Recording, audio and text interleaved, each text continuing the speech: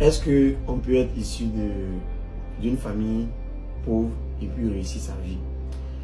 Dans la vidéo précédente, je vous avais dit que la réponse était oui. Aujourd'hui, je vais développer l'introduction que j'avais faite lors de ma première vidéo. Nous sommes arrivés à cet état d'esprit où tout le monde pense que on ne peut pas s'en sortir nous sommes issus d'une famille très pauvre, défavorisée. Tout simplement parce que le système éducatif dans lequel nous évoluons nous a formatés pour nous faire croire que pour réussir, il faut compter sur quelqu'un. Je m'explique.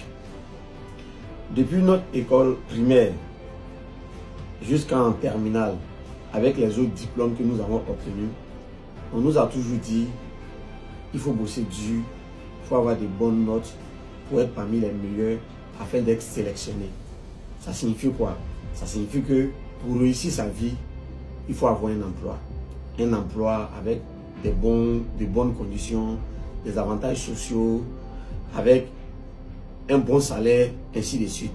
Donc, chacun se bat pour pouvoir avoir un bon salaire, pour pouvoir avoir un bon boulot. Mais qui dit emploi dit dépendance. Or, tant que nous dépendons de quelqu'un, nous ne pouvons pas avoir le niveau de réussite que nous voulons. Parce que le salaire, il est figé. Le salaire, il est même fini avant même d'arriver dans notre poche. Donc, tous ceux qui pensent réussir dans leur vie, ils veulent compter sur quelqu'un. Je vais prendre deux exemples. Dans le monde de l'emploi, il y a la fonction publique et puis il y a le secteur privé. Je prends le cas de la fonction publique. Pour être un fonctionnaire, c'est-à-dire pour travailler à la fonction publique, nous devons faire des concours. Et aujourd'hui, les concours sont tellement sélectifs que les places sont limitées. Le nombre de places est tellement limité que la corruption a commencé à s'installer dans ces concours. À tel point que il faut connaître quelqu'un ou bien il faut débourser de l'argent pour pouvoir avoir une place. Mais si toi, tu es issu d'une famille pauvre et que toi, tu n'as pas d'argent, tu n'as pas quelqu'un sur qui compter, comment tu vas faire pour pouvoir participer à ces concours-là? Donc, même quand on va dire que ces concours-là sont lancés, ça ne va pas t'intéresser parce que tu sais déjà que tu es déjà un perdant. Je vais au niveau du secteur privé. Au niveau du secteur privé, c'est que là-bas, c'est chaque entreprise en fonction de sa stratégie qui fait une sélection. Donc, chaque entreprise va mettre en place un système de recrutement basé sur un certain nombre de critères. Maintenant, si toi, tu ne rentres pas dans ces critères-là, comment tu peux être recruté? Donc, du coup, tu te retrouves dans un schéma où tu te dis que tu as déjà perdu. Tu te retrouves dans un schéma où tu estimes que, compte tenu de tous ces deux éléments-là, toi, tu es venu pour suivre les gens parce que la vie même déjà a un handicap pour toi. Donc, partant de ces deux exemples, les gens ont commencé à cultiver le complexe de dire qu'il faut qu'on connaisse quelqu'un, même ceux même qui finissent leurs études, pour avoir un stage, c'est compliqué.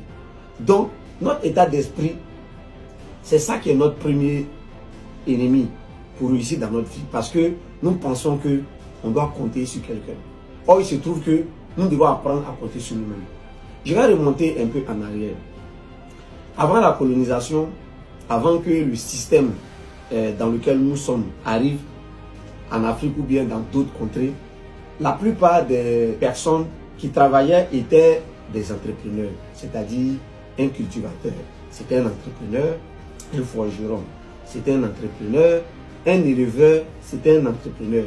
Le terme entrepreneur signifie quoi? C'est quelqu'un qui fait quelque chose, soit qui propose un produit ou bien qui a un savoir-faire dont la société a besoin, et c'est parce que la société en a besoin que la société va acheter ton service ou bien ton produit, et comme monnaie d'échange, toi tu vas t'enrichir.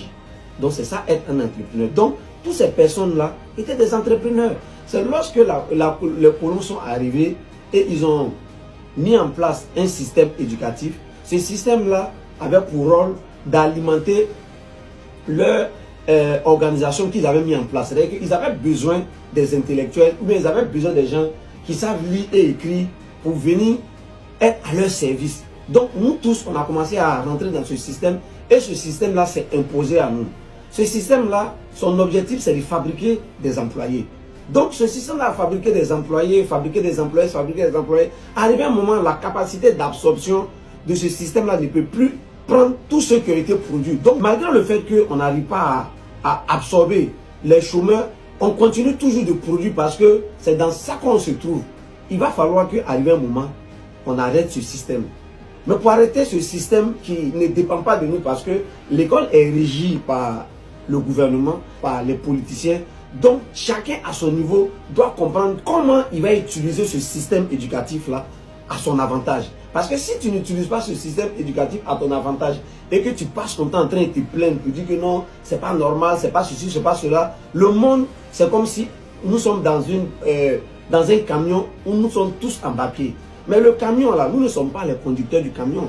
Nous sommes des marchandises. Donc, le conducteur du camion, ce sont les politiciens et les dirigeants. Donc, si vous passez votre temps en train de vous plaindre, vous allez être des perdants. Parce qu'en fin de compte, vous vous plaignez pour des choses que vous ne pouvez pas changer.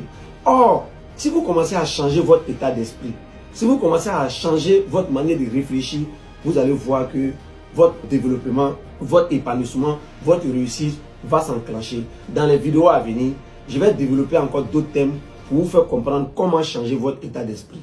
Donc, restez connectés sur nos différentes plateformes et à très bientôt.